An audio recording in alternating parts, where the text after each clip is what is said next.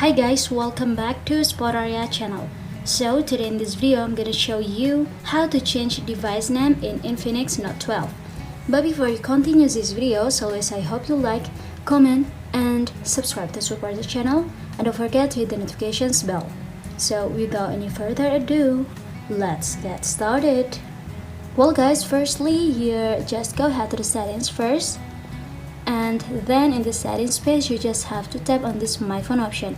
As you can see here, my device name is Infinix Note 12. Here you can see too. So if you want to change it, you just have to tap on this device name option and just erase your old name, your old device name, and here I'm gonna type my new name. So here I'm gonna change it to my YouTube channel's name like this.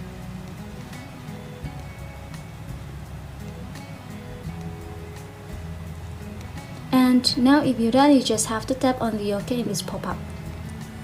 Now you can see it's already changed. So yeah, just it. I think it's enough. Thanks for watching this video guys. I hope this video will help you. Don't forget to leave your comment in the column below. I'll see you soon in the next one, and good luck.